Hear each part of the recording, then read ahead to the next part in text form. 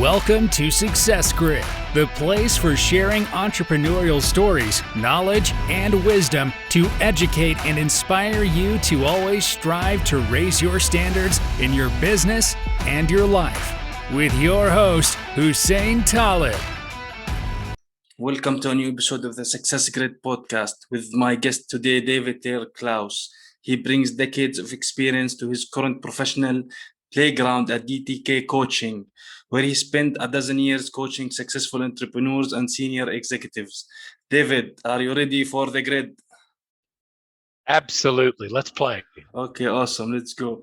So tell me about how do you see yourself do you see yourself as a coach? Do you portray this image about yourself, or what exactly? And tell us a little bit more about yourself and what you do exactly now. Got it. Yeah, people have a weird understanding of what coaching is. And so when people say, "What do you do?" I don't say I'm a coach. The way I describe it is that I reintroduce successful entrepreneurs and senior executives to their families. And that's because the folks that I get to work with are the ones that have gotten so driven and motivated by what they do that they tend to over-calibrate, to go heavy towards work and sort of lose their connection to the other things that are important. And so the work that I do, all right, here's a good way to describe it. The work that I do, when Michelangelo was asked, "How do you carve such exquisite figures?" He said, "I don't. I just free them from the stone." And so much of the work that I get to do is through coaching, my clients chip away all the crap that isn't them, that isn't true. And then they figure out that they get to live, love, and lead from that authenticity. That's what the real work is. So that's what I do. Good. That's deep, actually. So how do you rewire these kind of things, and how rewiring means this? You're working on their mindset, the brain. How do you do that? Yeah. So the brain works the way the brain works. The way electricity moves through our brain, it doesn't change. But we're impatient. We're like very small children who want everything right now. Yeah. And having a supercomputer in your pocket doesn't make that better. Like, the world is at our fingertips. And so we've gotten lazy and we've gotten even more impatient. And the only way that change happens is small actions taken with a high frequency for a good duration of time. Depends on whose study you read. It's between 3 and 4 weeks. So if you can do something that's a small activity multiple times a day, and you can do it over a month, you start to build a new habit. And whether that's a new way of thinking, a new way of being, or a new way of doing, the work that I get to do is helping folks take on different mindsets, and then in a very practical way, use that mindset, play it out over and over again to build a new habit, to make that the default way of seeing the world instead of those mindsets they've held for their entire lives that have kept them playing small, or kept them stuck, or kept them locked in the grid. Good. So you mentioned 30 days. Does it actually take the brain to change things or rewire things in 30 days, even on the small stuff? Especially on the small stuff. The only way you change the big stuff is by working on the small stuff, because your brain, on every neuron, there's a long stretch called an axon, and it has a layer of fat on it. And the more times an electric current goes across that nerve, the thicker that fat gets. And the thicker the fat gets, the better the electricity goes. And so every time you have the same thought or the same behavior pattern, that same neuron fires. And your brain keeps wanting to do the same thing because of that fat layer. The electricity wants to go that way. Well, if you want a different thought and you want it to be a different neuron going a different direction, then you've got to get it to go across that nerve. You got to have that thought over and over and over again. So more fat goes here, and this one atrophies and gets smaller and stops getting used. That's the only way it works. It's just neurochemistry. And we've known this part of neurochemistry for a really long time. But we have all these people saying 7 steps to 7 figures, just follow these steps and make these big changes. No, that's stuff that worked for somebody else in their market at their time with their values. You're not the same person. You don't have the same values. You don't have the same market. What are the behaviors and the changes you want to create? And let's start looking at building the patterns and routines to make those changes in your world. When I wrote the book, I wrote Mindset Mondays with DTK, and I didn't want it to be shelf help, just this really cool book that people put on the shelf and it never did anything. Never read it, actually. Maybe read the half Exactly. of it. Yeah. This is what they say. Well, maybe I read something somewhere else and stuff like that. I didn't want that happen. Well, that's why I built the Rewire framework. It's a 6 steps that I put at the end of every single chapter that are customized for each chapter to help you take each lesson, each idea, each new mindset into your world, not mine, into your world, and experiment with it and play with it to try to help embed that learning in your world. And that's what the entire framework is about. It's using brain science to get you out in the world, changing your life. So you mentioned that in every chapter in the book, you have the steps to shift the mindset. Absolutely. Well, to make the learning real. So are they going to be different in your book? The steps or are they the same? Exactly. The steps are different. The steps themselves, the framework is always they're the same steps, but they look different for each chapter. So there's always a reflect step at the beginning, but what you're reflecting on is unique for that chapter, right? And there's an experiment for each chapter. And there's a write stage to write with your hand, not type. It's rewire, not retire, because I want you to actually pick up a pen or a pencil and write. Yeah, right. Yes. Right. Investigate, revise, and expand. So there's a different version of each of those steps that's unique to that chapter, but it's the same framework is used in every single one. Cool. And wait, so here's cool. You can go to rewireframework.com at any time and download the framework for free. And there's a version of it that will show you how to use it in your world to pick a new idea, a new mindset, or a new behavior that you want to take on. Create 6 steps using the framework, and you can use it. And you can download it for free. It's easy to use. Yeah, it's awesome that you mentioned like you need some kind of a blueprint, but because all of us people have different things, our mind works different ways. So like you mentioned, I want to make you $10,000 this month or whatever it is.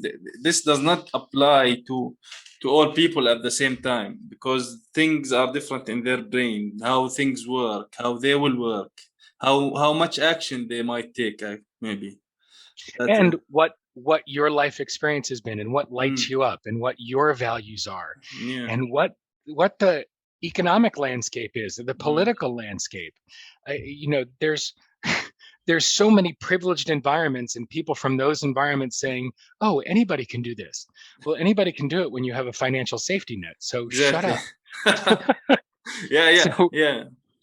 Yeah, I have strong beliefs about that. It's how do you empower the individual in whatever scenario they're in without mapping your reality onto their world. You give them the knowledge and the framework so they can empower themselves in their world.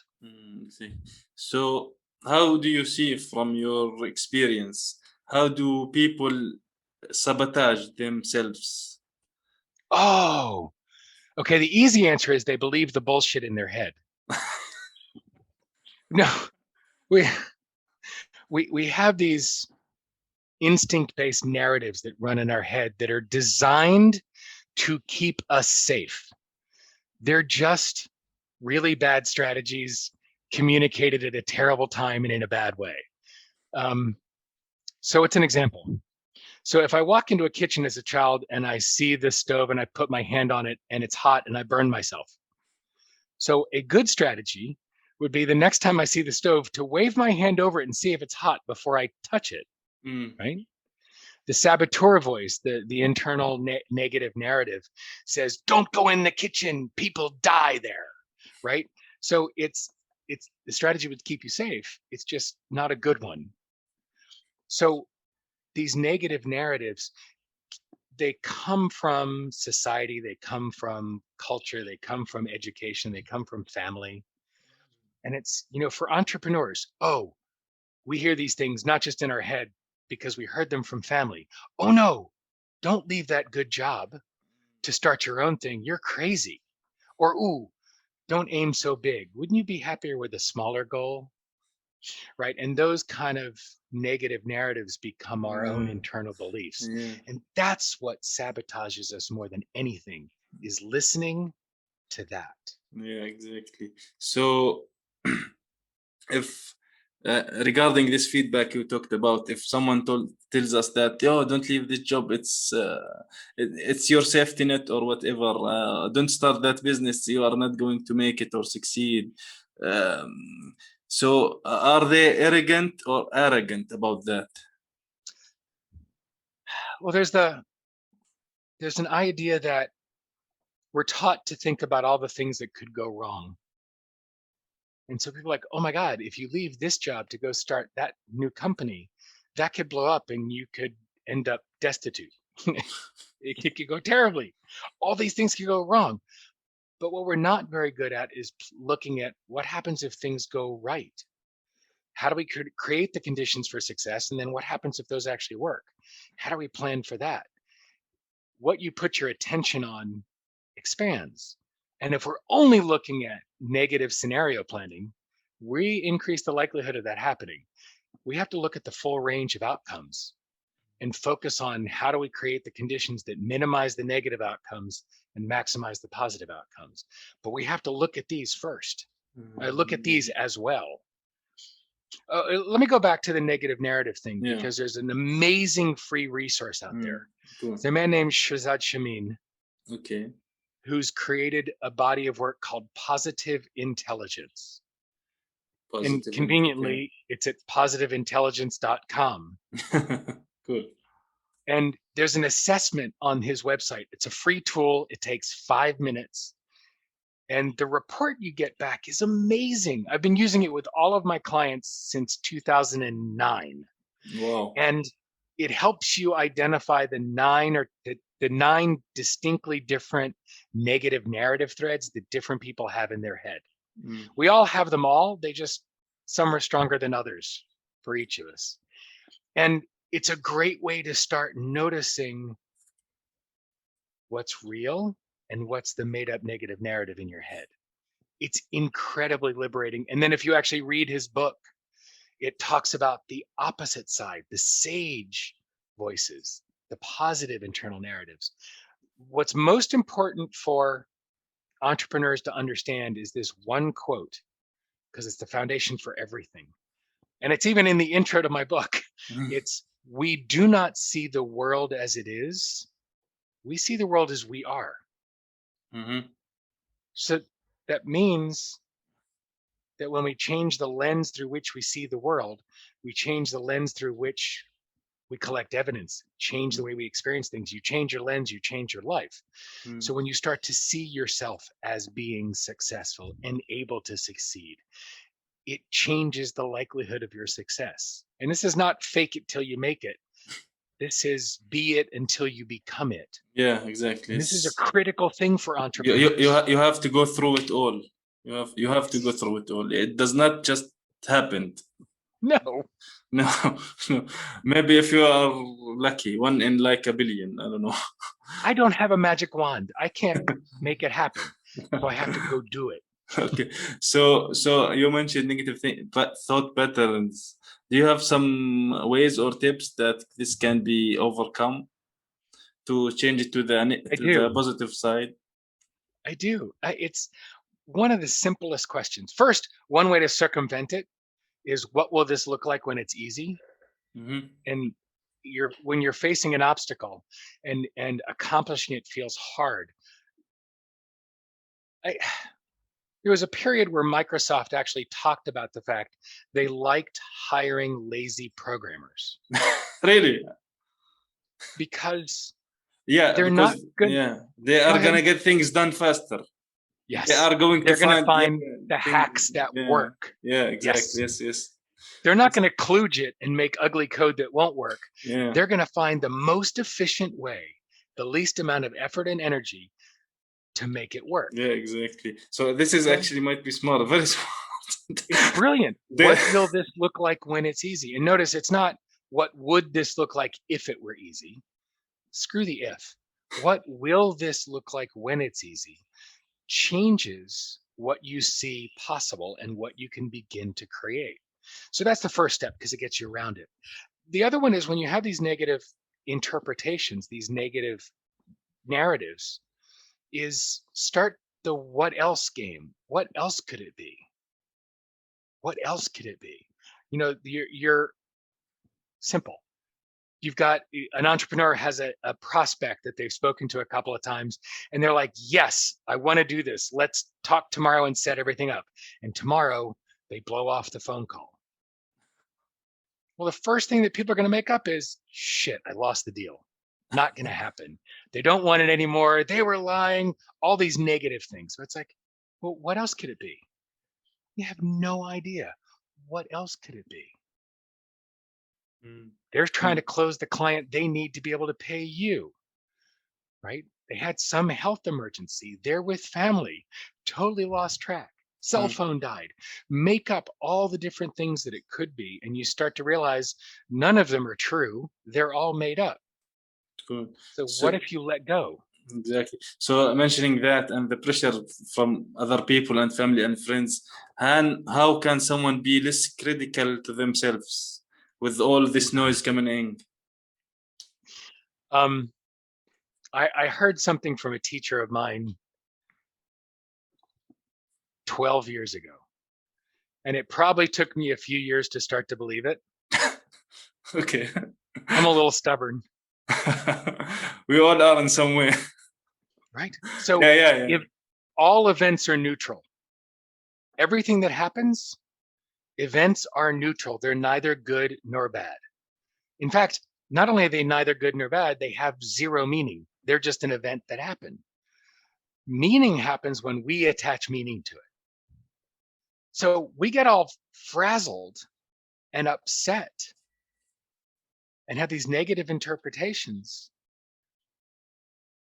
But since they're all made up, including my self-criticism, since it's all made up, why not make up something that serves?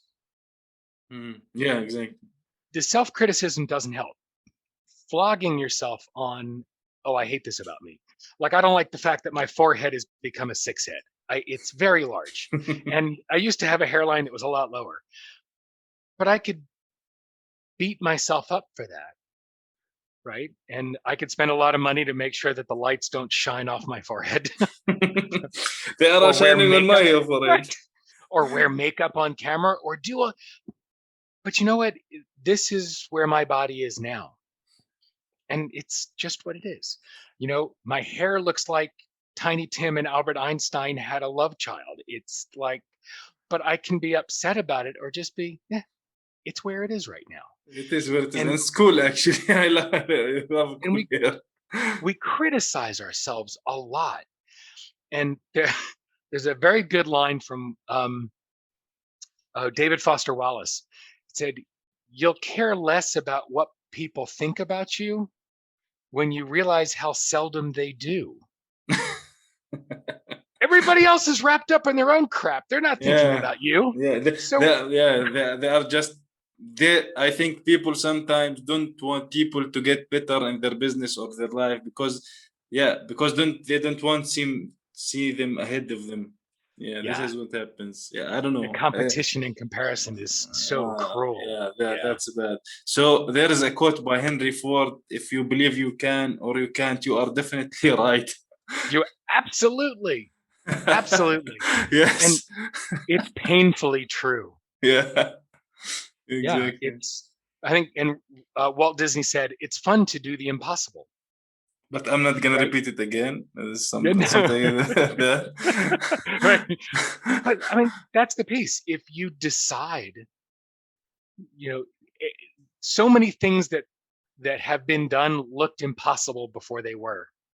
You know, the favorite story that you'll hear coaches and therapists and thought leaders and motivational speakers talk about all the time is up until the 1950s, not only did mankind believe that no human could run fast enough to break the 4-minute mile, the medical and scientific communities came up with empirical evidence, peer-reviewed studies that appeared in medical journals that explained the physics and the science of why humans couldn't go fast enough to break the 4-minute mile.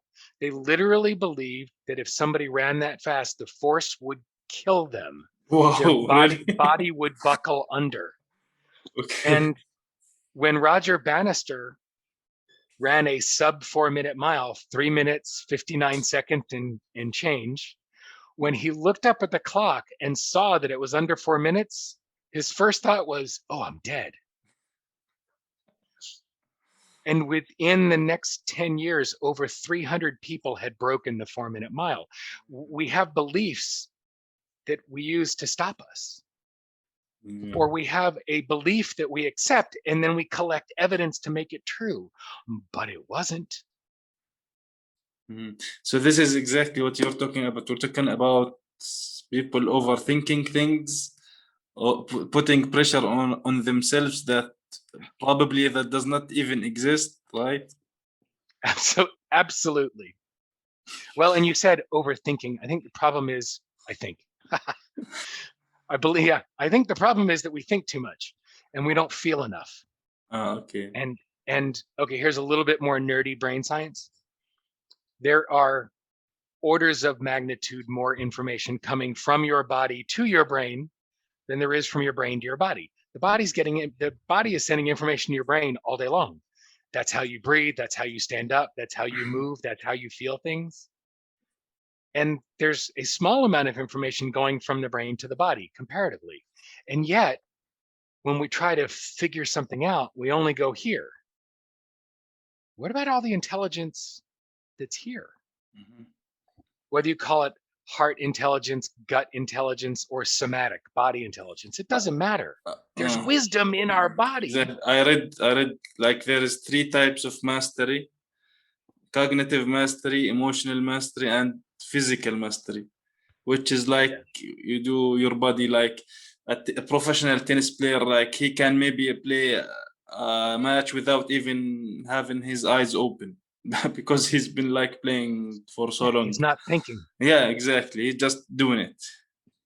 Yeah. And that's the piece that we leave out a lot, because I mean, we get lots of acknowledgement and awards and accolades for our intellect, but this is not our only intelligence. And so, yeah, a lot of the times we overthink and get stuck on stuff, but we have answers here. You know, they ask you, what's your gut tell you? What does your heart say? Well, listen to that too. Don't go all head and don't go all heart. Bring it all. The entrepreneurs that are willing to pause and listen make better decisions. Cool. So speaking of decisions, why do we keep trying to solve the same problems with the same things that we have created them? That was a quote that gets attributed to Einstein that actually wasn't him, is that we can't solve problems with the same thinking that created them. And yet we do it all the time. Yeah, why is that happening to people? Why do we keep repeating that? We know the same result, but we keep doing that. Well, either we're insane, or we've been trained not to ask for help. Okay, so that that if we do it ourselves, it's better. It's a sweeter victory. We're supposed to be able to figure it out ourselves. We're smart, and asking for help is a weakness, but that's not true. Asking for help is a strength, and surrounding yourself with thinking partners and with support and being willing brave enough, bold enough to get answers that you don't have. And first, to believe that you don't have all the answers and that you don't have to have all the answers. Exactly. That is a strength. Yeah. So that leads me to people should start thinking of things like if I would do this, or what would I do if I knew this wouldn't fail. This should be Yeah. their approach, right? They should, for example, start a business like, maybe I won't fail, not instead of I will fail, right? Yeah. I just had a thought. I remember at the beginning of one of my companies, our attorney said, yeah, you've got a partner, so you should plan the divorce before you get married. In other words, decide how you'll split up the company if it fails or one of you wants to leave before you start the company. I was like, from a business perspective, yes, it's a good idea to have a partner agreement that tells you how you'll work together. But the lawyer wants to look at it through the framework of what you'll do when it blows up. Their job is to plan for shit going sideways. Yeah. This is their job. This is the seed that they put in. And they get paid a lot of money for it. Yeah. And other than that, they don't have work to do, maybe. Right. But it's how will this work? What will we do when this goes incredibly well? There was an ad for IBM very early on in the .com explosion. So this was like 1997, 98. And it showed these guys sitting in front of a computer. The kid that was supposed to be the web developer is sitting in front of the computer, and they said, okay, click, the website's live. And oh my God, we got our first order. And the people in the company are standing behind him. Oh, 10 orders. And then the ticker, the number starts going up. And all of a sudden it's like 1,000 orders. And they start looking at each other like, oh shit, we can't handle this. Right? Too much, too fast. And the ad was, you're so ready for IBM. And that's the problem. What they were saying for is so many companies were failing because they were failing to prepare for growth. Yeah. They failed to prepare for success. What happens when this is a success? Exactly. So you mentioned aiming low. This is one of the things that make people aim low, not aim high. So do you believe like people should aim as high as they can, because they maybe hit their target, or maybe will achieve even more than that, right? Yeah, and here's the truth. No significant goal has ever been reached without aiming for one that's higher. So yes, dream bigger than you've ever dreamt before, but take the smallest step towards it you can. It's the small steps repeated often that create the biggest shift. Yeah. But we have to start off dreaming big. And here's our other problem. We get trapped by the how monster. Like I just got trapped by my chair. we get trapped by the how monster. We say, oh, wow, what do I want this company to look like in 5 years? And the second we start painting that picture, we go, oh, okay, what's the first step? How do I make that happen? It doesn't work. Because we're planning, we're solving a problem based on the same information and knowledge that created it. So that's the problem with the way most people plan, particularly entrepreneurs. Mm-hmm. And the real way to plan, the effective way, the vision-based planning, is to create a resonant vision of the desired future state, right? And that means standing in that image and painting a vivid picture of what it looks like operationally, emotionally, culturally. It's you become an expert at painting that vision so that others can be enrolled in it. Then standing there, you plan backwards to where you are now. That is an incredibly effective way to build a roadmap. Trying to do it from here is impossible comparatively. So the formula for success in business, for example, is there a formula to start with? And do you think having a mentor or a coach is important to anyone? Well, so two great questions. First one is, get your head out of your ass. That's the first piece of the formula. No, because a brilliant leader hires people smarter than they are and gets out of their way. And okay, there's so many things here. First thing is, surround yourself with people that are smarter than you are and seek their help, seek their advice. So that speaks to two things: experts in the things that you suck at. Like for me, that was bookkeeping and accounting. My wife and I hired a bookkeeper before we had our first coaching client because we suck at that, and we could burn energy and burn time and burn money doing it ourselves. Or we could hire somebody and use all of that time, effort, and energy to get new clients and serve more clients. So hire out the things you suck at, right? And also surround yourself with people smarter than you are and seek their counsel, whether they're mentors, coaches, consultants, or thinking partners. Don't live in your own isolated brain bubble. Surround yourself with, harness the wisdom of the collective. I can't remember who said it, but yes, so that's the first bit of the formula, right? Let's leave it there for now. That's the biggest piece. Yeah, Don't do cool. this alone. You'll die. Yeah. So in general, a lot of us, especially who's working a lot of hours, keep talking about the work-life balance. And I read on your blog that you're talking about rhythm. Yeah, I hate that. I hate that phrase, work-life balance. It's terrible. It doesn't exist, probably. It's worse. Not only does it not exist, it's killing us. It's a myth perpetrated by corporate to make you think that, wow, you could still have a 70-hour work week so we can bleed you dry and have quality time outside of that.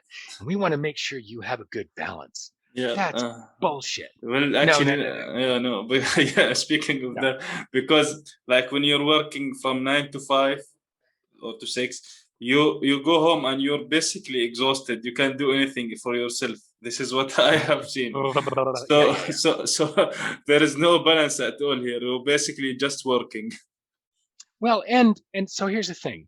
There are three pieces to it. The first one is, whose idea was it to put the word work first?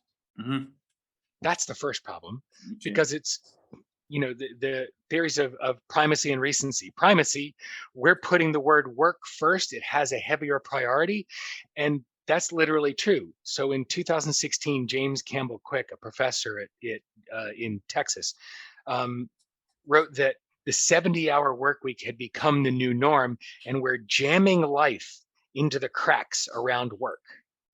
That's emotionally and spiritually and physically and metaphysically destructive, right? So, and that was before the pandemic, when everything went to hell. So that's the first thing. Work doesn't belong first.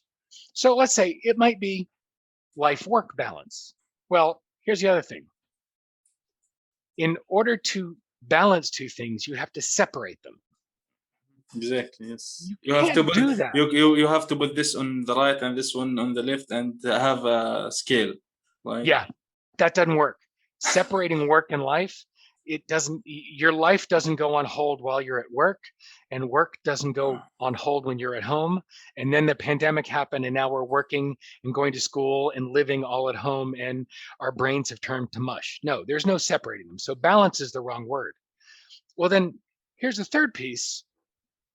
Work is part of life, just like family and faith and community and travel and time. There are so many aspects to our life. And so you're not going to put all of them into whatever this magical phrase is.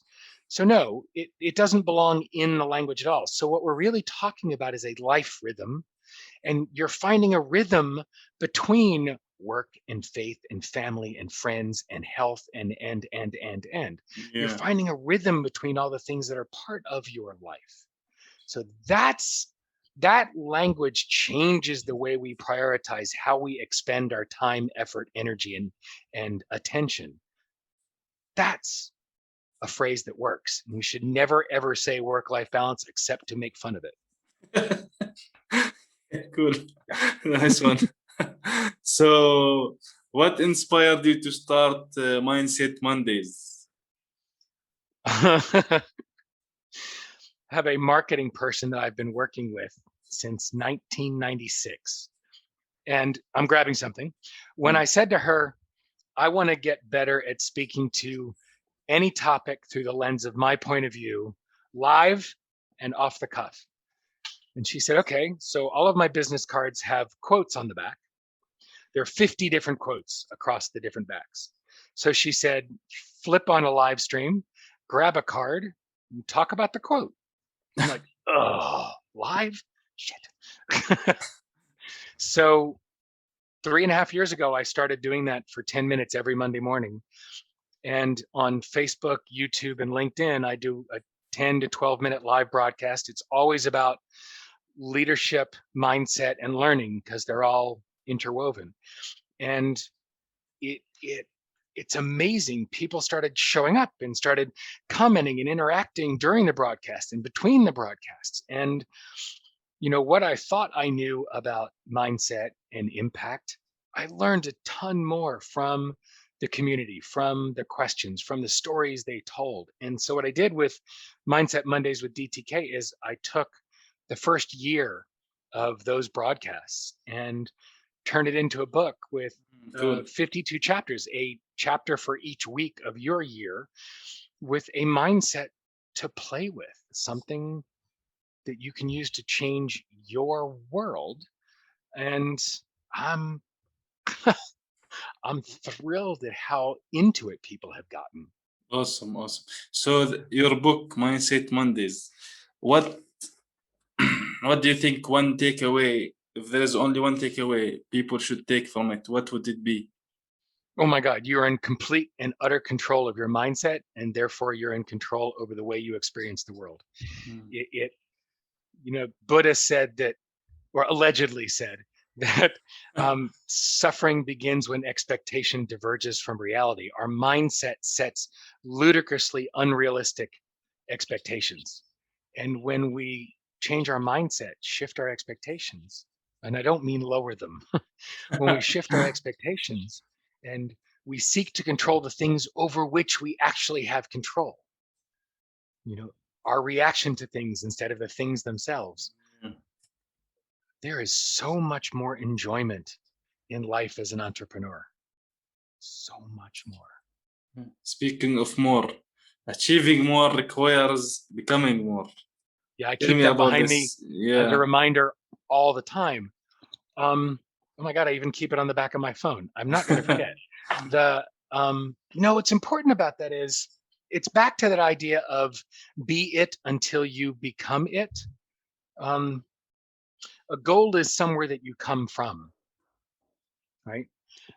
I could say I want to have a healthier body, and I can change some of my behaviors to get different results, but that won't last. That's why it's a $100 billion industry, the diet industry. But if I work on shifting my identity, if I work on the deeper shift, and that in order to achieve what I want with my body, I have to become something different. So if I hold the identity of I'm an athlete, not a pro athlete, I promise, but if I hold the identity of I'm an athlete, then that identity shifts my beliefs that underlie the thoughts and feelings that shape my behaviors and cause the actions that get the results that I get. So what is it that an athlete believes about morning and routine and eating and sleep? And so what are my feelings about that? And what are the thoughts I hold?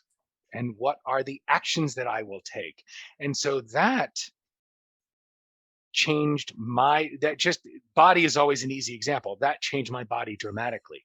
When I hold the identity of a successful entrepreneur, then I go through that same cascade. What is it that a successful entrepreneur believes and thinks about and feels? How do they behave? What are the actions they take?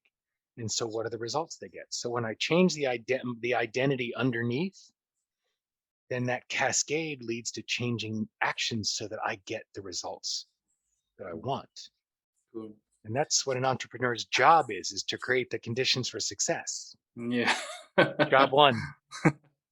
Yes, awesome. So tell us about your website. Where can people find you?